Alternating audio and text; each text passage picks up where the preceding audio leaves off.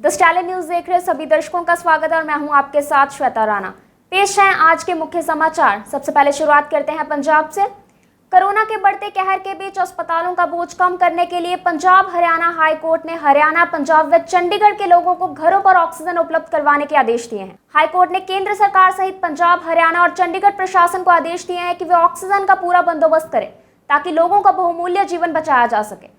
High court ने कहा कि घरों में ऑक्सीजन की सप्लाई का काम म्यूनिसिपल अथॉरिटीज को दिया जाए क्योंकि स्वास्थ्य विभाग के लोग वैसे भी इस समय काफी व्यस्त हैं। राज्य सरकार एक वेब पोर्टल जारी करे जिसमें उनके सभी जिलों के अस्पतालों के खाली बेड, दवाओं, ऑक्सीजन, वेंटिलेटर्स, आईसीयू बेड और वैक्सीनेशन की पूरी जानकारी हो। प्रसिद्ध पंजाबी नेता और निर्देशक सुखजिंदर शेरा का युगांडा में आज निधन हो गया। शेरा के सहायक रहे जगदीप सिंह ने बताया कि वह 17 अप्रैल को ही साउथ अफ्रीका में अपने दोस्त के पास गए थे। 25 अप्रैल को उन्हें वहां बुखार हो गया था। इसके बाद उन्हें निमोनिया हो गया। उन्हें अस्पताल में भर्ती कराया गया था जहां रात लगभग 2 बजे उनका आज देहांत हो गया। पंजाब के मुख्यमंत्री कैप्टन अमरिंदर सिंह ने प्रदेश के स्रोतों से 50 मीट्रिक टन तरल मेडिकल ऑक्सीजन की सप्लाई और बोकारो से एलएमओ की समय पर प्राप्ति के लिए 20 टैंकरों की मांग करते हुए प्रधानमंत्री और केंद्रीय गृह मंत्री को पत्र लिखा है। मुख्यमंत्री ने कहा कि पंजाब को केंद्र सरकार ने यह कहा है कि मंगलवार से पानीपत और बरोटीवाला से एलएमओ की सप्लाई में बाधा आने की आशंका है। इससे मेडिकल इमरजेंसी के हालात पैदा हो सकते हैं और बड़ी संख्या में उन मरीजों की जान को खतरा पैदा हो सकता है जो नाजुक हालत में हैं और ऑक्सीजन के सहारे चल रहे हैं। उन्होंने कहा कि बाधा दूर होनी चाहिए और अगर जरूरत पड़ी तो राज्य को करीबी अतिरिक्त स्रोतों से तुरंत सप्लाई देकर इसकी भरपाई की जानी चाहिए। राज्य भर की सभी शहरी विकास अथॉरिटी के कामकाज में कुशलता लाने के मद्देनजर पंजाब के मुख्यमंत्री कैप्टन अमरिंदर सिंह द्वारा संपत्ति से जुड़ी सभी सेवाएं निर्विघ्न और आसान ढंग से मुहैया करवाने हेतु एक ऑनलाइन सिटीजन पोर्टल की शुरुआत की गई। पंजाब शहरी विकास अथॉरिटी की पहलकदमी की प्रशंसा करते हुए मुख्यमंत्री ने कहा कि इससे राज्य भर के नागरिकों को बड़ा लाभ मिलेगा और वे संपत्ति के मामलों संबंधी सभी सेवाएं सुचारू और पारदर्शी ढंग से प्राप्त कर सकेंगे, जिससे काम में लगने वाली देरी को कम करने के साथ साथ अन्य प्रक्रिया में भ्रष्टाचार को खत्म किया जा सकेगा। आम आदमी पार्टी द्वारा पंजाब में ऑक्सीमीटर देने की बात कही गई थी। इस पर पंजाब के मुख्यमंत्री कैप्टन अमरिंदर सिंह ने दिल्ली के सीएम अरविंद केजरीवाल पर टिप्पणी की थी। अब इसको लेकर आम आदमी पार्टी के सचिव नवजोत सैनी ने कांग्रेस सरकार पर सवाल खड़े किए हैं। उन्होंने कहा कि अगर आम आदमी पार्टी ऑक्सीमीटर लोगों को जान बचाने के लिए दे रही है तो पंजाब के मुख्यमंत्री को इस पर क्या एतराज है। उन्होंने कहा कि जो काम प्रदेश की कांग्रेस सरकार को करना चाहिए वह आम आदमी पार्टी कर रही है। मदद करने की जगह कैप्टन सरकार ने लोगों को मरने के लिए खुले मैदान में छोड़ दिया है। जो माफिया राज पंजाब में पिछली सरकार के समय चल रहा था वही अब कैप्टन अमरिंदर सिंह के राज में चल रहा है। निजी स्कूलों द्वारा विद्यार्थियों के अभिभावकों को स्कूलों में बुलाकर अभिभावक अध्यापक मुलाकात करने के विरुद्ध स्कूल शिक्षा विभाग ने कड़ी कार्रवाई करने की चेतावनी दी है। स्कूल शिक्षा विभाग के एक प्रवक्ता के अनुसार कुछ निजी स्कूलों द्वारा कोविड-19 की हिदायतों का उल्लंघन करने की घटनाएं विभाग के ध्यान में आई हैं। इसलिए सचिव स्कूल शिक्षा कृष्ण कुमार ने एक पत्र लिखकर जिला शिक्षा अधिकारियों को निजी स्कूलों पर नजर रखने के लिए निर्देश दिए हैं। इसके साथ ही अधिकारियों को निर्देश दिए गए हैं कि वह यकीनी बनाएं कि निजी स्कूल विद्यार्थियों के अभिभावकों को स्कूल में बुलाकर मीटिंगें ना करें। कोरोना महामारी के समय ऑक्सीजन सिलेंडर की कालाबाजारी करने वाले सुधार बाजार स्थित एक ट्रेडर्स को पुलिस ने गिरफ्तार किया है। पुलिस ने उसके कब्जे से 23 ऑक्सीजन सिलेंडर बरामद किए हैं। पुलिस आरोपी से पूछताछ कर रही है। थाना सुधार पुलिस ने आरोपी के खिलाफ मामला दर्ज कर लिया है। इस संबंधी थाना सुधार प्रभारी जसविंदर सिंह बुट्र ने बताया कि पुलिस को गुप्त सूचना मिली कि सुधार बाजार स्थित पुरुषोत्तम ट्रेडर्स का मालिक सोमनाथ बीते काफी दिनों से ऑक्सीजन सिलेंडर की कालाबाजारी कर रहा है। वह छोटा सिलेंडर 11,000 रुपए और बड़ा सिलेंडर 15,000 रुपए में बेच रहा था। पुलिस ने गुप्त सूचना के आधार पर छापामारी की। मिनी लॉकडाउन के दौरान कपड़ों, जूतों, बिजली के सामान व रिपेयर, फोटोग्राफर, हेयर ड्रेसर की दुकानें खोलने की इजाजत न देने के विरोध में दुकानदारों ने बठिंडा जीरकपुर नेशनल हाईवे पर चक्का जाम किया। धरने दौरान दुकानदारों ने शराब के ठेके बंद करो, दुकानें खोलने का प्रबंध करो और पंजाब सरकार मुर्दाबाद के नारे लगाए। कोरोना महामारी के चलते पिछले साल ना तो all India inter university tournament हुआ और ना अन्य इंटरनेशनल स्तर का टूर्नामेंट आयोजित हो सके। ऐसे में देश के प्रतिष्ठित मौलाना अबुल कलाम आजाद ट्रॉफी इस बार भी पंजाब यूनिवर्सिटी के पास होगी। दरअसल ये ट्रॉफी बेहतर खेल प्रदर्शन के आधार पर दी जाती है। पिछले 2 सालों में यह ट्रॉफी पीयू के पास है तो इसलिए इस बार भी यह ट्रॉफी पंजाब यूनिवर्सिटी के पास ही होगी। अब खबरें होशियारपुर से। जिला संघर्ष कमेटी के जिलाध्यक्ष करमवीर बाली की अध्यक्षता में सिविल सप्लाई विभाग के विरुद्ध रोष प्रदर्शन किया गया। इस अवसर पर करमवीर बाली ने कहा कि आज के युग में जीवित लोगों को खाना नहीं मिल रहा, लेकिन विभाग की मिलीभगत से डिपो होल्डर मृतकों का राशन डकार रहे हैं। उन्होंने कहा कि जांच के नाम पर लिपापोती हो रही है और डिपो होल्डरों तथा विभाग से संबंधित कर्मचारियों को बचाया जा रहा है।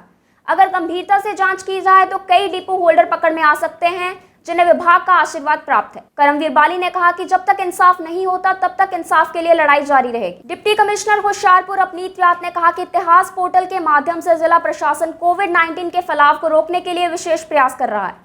इस उन्नत तकनीक का प्रयोग कर कोरोना प्रभावित क्षेत्रों में लोगों की मूवमेंट पर निगरानी रखी जाएगी और स्वास्थ्य विभाग की टीमें इन सभी क्षेत्रों में टेस्टिंग को बढ़ाएंगी ताकि कोविड के फैलाव को रोका जा सके। उन्होंने कहा कि कॉन्टैक्ट ट्रेसिंग और कोरोना पॉजिटिव मामलों की निगरानी को और बेहतर बनाने के लिए इतिहास पोर्टल काफी सहायक सिद्ध होगा।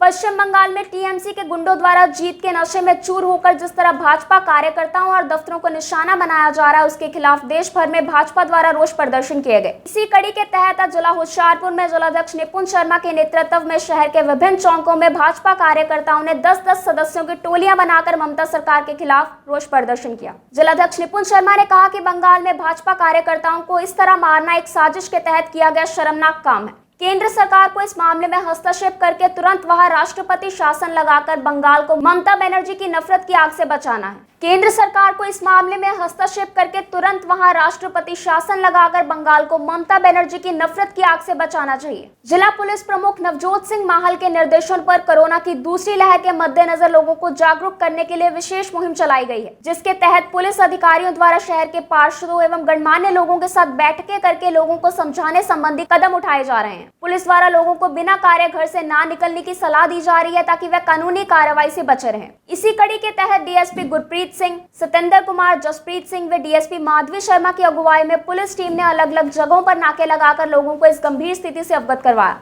उन्होंने लोगों से यह भी अपील की कि वे कोरोना से बचाव हेतु स्वास्थ्य विभाग द्वारा जारी हिदायतों की पालना करें। दर्पण गुप्ता व सुरेश भाटिया के नेतृत्व में कपड़ा व्यापारियों के प्रतिनिधि मंडल ने पूर्व कैबिनेट मंत्री तीक्ष्ण सूद से मुलाकात की तथा सरकार के लॉकडाउन के आदेश में भेदभाव अपनाने की नीति के विरोध में आक्रोश दिखाया। इस दौरान उन्होंने कहा कि कपड़े को गैर जरूरी वस्तुओं की सूची में रखना बिल्कुल ही गलत है। जिस प्रकार इंसान को खाने पीने की जरूरत होती है, उसी प्रकार कपड़ा पहनने की भी जरूरत होती है। उन्होंने कहा, अगर कपड़ों की जरूरत नहीं है तो लोग सालों साल बिना कपड़े पहने क्यों नहीं रह लेते। उन्होंने सरकार की भेदभाव की नीति को खारिज करते हुए कहा कि कपड़े को गैर जरूरी वस्तुओं की परिभाषा में रखना पूरी तरह से गलत है, इसलिए कपड़ा व्यापारियों को राहत देते हुए उन्हें दुकानें खोलने की आज्ञा दी जाए। हल्का चब्बेवाल विधायक डॉक्टर राजकुमार ने कहा कि हल्के के तहत पड़ती तमाम मंडियों में किसानों और आड़तियों को किसी तरह की कोई परेशानी पेश नहीं आने दी जाएगी। सरहाला मंडी का दौरा करते हुए उन्होंने अधिकारियों को निर्देश दिए कि वह समस्त प्रबंधों पर नजर बनाए रखें और किसी भी तरह की समस्या आने पर उसे पहल के आधार पर हल करवाया जाएगा। डॉक्टर राज ने किसानों को आश्वस्त किया कि मंडियों पर पहुंचा उनका एक एक दाना उठाया जाएगा।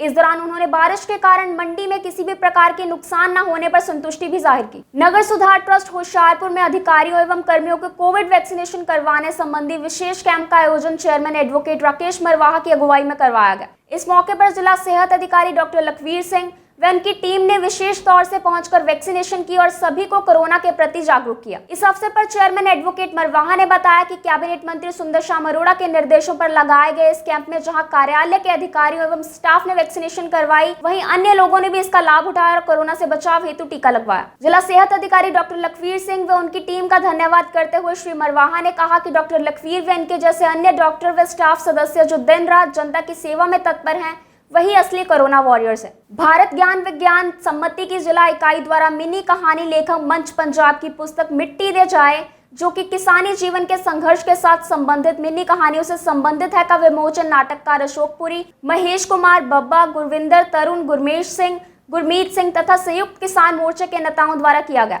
मिट्टी दे जाए किताब पर विचार चर्चा करते हुए गुरमेश सिंह ने बताया कि यह मिनी कहानियां पंजाब तथा दिल्ली के बॉर्डरों पर संघर्ष कर रहे किसानों के जीवन का चित्रण है। यह संघर्ष की कहानी इस समय का एक ऐतिहासिक दस्तावेज है। होशियारपुर के रेलवे रोड शास्त्री मार्केट के समीप एक परिवार से झगड़ा कर रहे युवकों को रोकने गए पुलिस कर्मियों को उस समय अपनी जान की पड़ गई जब हमलावरों ने परिवार के सदस्यों को छोड़कर तेजधार हथियारों से पुलिस वालों पर ही हमला कर दिया। कथित तौर पर नशे में धुत युवकों ने पुलिस वालों से हाथापाई की और उनकी वर्दियां तक फाड़ दी। इंस्पेक्टर सुलक्षण सिंह व एएसआई सुखविंदर सिंह ने बताया कि उन्होंने झगड़ा होता देखा तो वे मदद के लिए दौड़े, लेकिन जब वे वहां पहुंचे तो युवकों ने उन पर तेजधार हथियारों से हमला कर दिया व उनकी वर्दियां तक फाड़ डाली। उन्होंने बताया कि उन्होंने कोशिश करके युवकों को काबू किया और पुलिस को उसकी सूचना दी।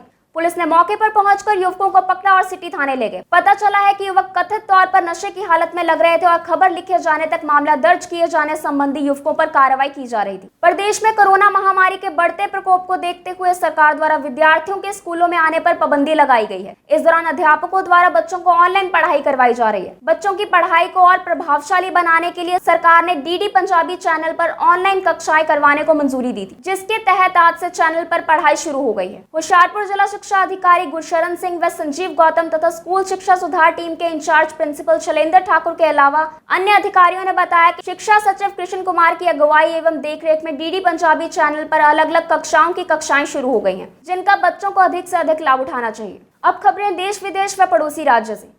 अमेरिका में सड़कों पर चहल पहल लौट आई है। यहाँ तक कि बार, रेस्टोरेंट और जिम भी खुल गए हैं। देश में 32% आबादी को अब तक वैक्सीन लग चुकी है। इसके बावजूद वहाँ वैक्सीन अभियान में तेजी लाने के निर्देश दिए गए हैं। अलग अलग राज्यों में सरकारी और निजी कंपनियां अपने कर्मचारियों को वैक्सीन लगवाने के लिए प्रोत्साहित कर रही हैं। मैरीलैंड में सरकार कर्मचारियों को $100 यानी 7500 रुपए दे रही है। वहीं डेट्रॉयट में फ्री राइड के साथ $50 यानी 3750 रुपए का भुगतान किया जा रहा है। न्यू जर्सी में एक डोज के बदले एक बियर कैन और मिशिगन में तो गांजा भी फ्री में दिया जा रहा है। मैरीलैंड के गवर्नर लॉरेंस जोसेफ ने बताया कि हमारा लक्ष्य 100% टीकाकरण में देश में अव्वल रहने का है। भारत में कोरोना वायरस का अभी और विकराल रूप देखने को मिल सकता है। देश में कोरोना वायरस संक्रमण के आंकड़े और इससे होने वाली मौतें बढ़ती जा रही हैं। अमेरिका स्थित institute for health matrix and evaluation का अनुमान है कि अगर कठोर कदम नहीं उठाए गए तो 1 अगस्त तक भारत में 10 लाख से ज्यादा कोविड मौतें हो सकती हैं। इससे पहले संस्था ने आज तक 9,60,000 मौतों का अनुमान लगाया था। अमेरिका में बाइडेन प्रशासन के शीर्ष अफसर और राष्ट्रीय सुरक्षा सलाहकार ने कहा कि भारत में यह महामारी काबू से बाहर हो चुकी है। अमेरिकी राष्ट्रपति बाइडेन ने कहा कि अमेरिका भारत के लिए बहुत कुछ कर रहा है, साथ ही कोविड-19 वैक्सीन बनाने के लिए सामग्री और ऑक्सीजन भी भेज रहा है। बाइडेन ने कहा कि उन्होंने प्रधानमंत्री नरेंद्र मोदी से बात की है और उन्हें सबसे ज्यादा किस चीज की जरूरत है वह सामग्री और मशीनों के उन हिस्सों को जो वैक्सीन बनाने में सक्षम है, हम उन्हें भारत भेज रहे हैं। कोरोना की दूसरी लहर के कहर से जूझ रहे देश के गरीबों को केंद्र सरकार ने बड़ी राहत दी है। सरकार ने देश के 80 करोड़ गरीबों को मई और जून के महीने में प्रति व्यक्ति 5 किलो राशन मुफ्त देने का ऐलान किया है। राज्यों को इस स्कीम के तहत कितने गेहूं और चावल का आवंटन किया जाएगा, इस संबंध में खाद्य एवं सार्वजनिक वितरण विभाग की ओर से फैसला लिया जाएगा। लॉकडाउन लागू होने, मानसून की स्थिति खराब होने जैसे हालातों पर स्कीम को बढ़ाने का फैसला लिया जा सकता है। एक अनुमान के मुताबिक मई और जून में केंद्र सरकार की ओर से देश भर में कुल 80 लाख मीट्रिक टन राशन का वितरण किया जा सकता है। उत्तर प्रदेश के मुख्यमंत्री योगी आदित्यनाथ को जान से मारने की धमकी मिली है। उत्तर प्रदेश पुलिस के डायल 112 के व्हाट्सएप नंबर पर मैसेज कर किसी ने धमकी भेजी है। मैसेज में लिखा गया है कि आपके पास सिर्फ 4 दिन है, अगले 4 दिनों में जो करना है कर सकते हो। साथ ही मैसेज भेजने वाले ने यह भी लिखा है कि वह 5वें दिन योगी को जान से मार देगा। मैसेज मिलने के बाद पुलिस विभाग में हड़कंप मच गया है। उत्तर प्रदेश पुलिस ने नंबर की जांच शुरू कर दी और आरोपी की गिरफ्तारी में जुट गई है। कोरोना संक्रमण के हॉटस्पॉट बने जम्मू कश्मीर के 5 जिलों में अब 10 मई तक लॉकडाउन रहेगा। प्रदेश के 4 जिलों जम्मू, श्रीनगर, बारामूला व बडगाम में 6 मई को समाप्त हो रहे लॉकडाउन को बढ़ा दिया गया है। इसके साथ ही सांबा जिले में 5 मई को शाम 7 बजे से 108 घंटे का कर्फ्यू घोषित किया गया है। ये फैसला राजभवन में उपराज्यपाल मनोज सिन्हा की अध्यक्षता में हुए उच्च स्तरीय समीक्षा बैठक में किया गया। मैदानी राज्यों को गर्मियों और बरसात के मौसम में राहत देने के लिए हिमाचल प्रदेश जून से सितंबर तक 553 मिलियन यूनिट बिजली बेचेगा। ओपन टेंडर के माध्यम से बिजली बेची जाएगी। बिजली बेचने के लिए अलग अलग समय भी तय किया गया है। 12 मई को टेंडर खुलने पर बिजली सप्लाई का आवंटन होगा। जून में 24 घंटे के लिए 72 मिलियन यूनिट और 19 घंटे के लिए 51.30 मिलियन यूनिट बिजली बेची जाएगी। 8 मई से दिल्ली और पंजाब को तपती गर्मी से हिमाचल प्रदेश की बिजली राहत देगी। मुख्यमंत्री जयराम ठाकुर ने चंबा में मंगलवार को ही डॉक्टरों, छात्रों और स्टाफ को कोविड ड्यूटी करने पर इंसेंटिव देने का ऐलान किया, लेकिन मंगलवार को ही उन्हीं की सरकार के स्वास्थ्य विभाग ने शिमला में यह आदेश वापस ले लिए। सूत्रों के अनुसार आदेश वापस लेने के पीछे इंसेंटिव कम होना कारण बताया जा रहा है। माना जा रहा है कि विभाग दोबारा नए इंसेंटिव दरों के साथ अधिसूचना जारी कर सकता है। 2 नाबालिग बहनें काफी लंबे समय तक अपनी पिता की हवस के शिकार होती रहीं। जब इन दोनों के बाद पिता की नजरें अपनी तीसरी बेटी पर टिक गई तो उसे बचाने के लिए दोनों ने हिम्मत दिखाकर अपना मुंह खोला और चाइल्ड लाइन्स के माध्यम से मदद मांगकर पुलिस तक अपनी बात पहुंचाई। यह मामला मंडी जिला के धर्मपुर थाना क्षेत्र से सामने आया है। जानकारी अनुसार सरकारी विभाग में कार्यरत कर्मचारी अपनी 3 बेटियां और 1 बेटे के साथ रहता है। पत्नी के साथ कुछ समय से पारिवारिक विवाद चल रहा है, जिस कारण पत्नी अलग रहती है। आसमानी बिजली गिरने के कारण पालमपुर के निकटवर्ती चिंबलहार के एक 14 वर्षीय बालक की मौत हो गई। प्राप्त जानकारी के अनुसार सोमवार देर शाम अचानक मौसम खराब होने के कारण बिजली गिरने के कारण आयुष बुरी तरह से घायल हो गया। उसे उपचार हेतु सिविल अस्पताल ले जाया गया, जहां डॉक्टरों ने उसकी गंभीर हालत को देखते हुए टीएमसी रेफर किया, जहां उपचार के दौरान उसकी मौत हो गई। ये थे आज के मुख्य समाचार। कल तक के लिए मुझे दीजिए इजाजत। जय हिंद।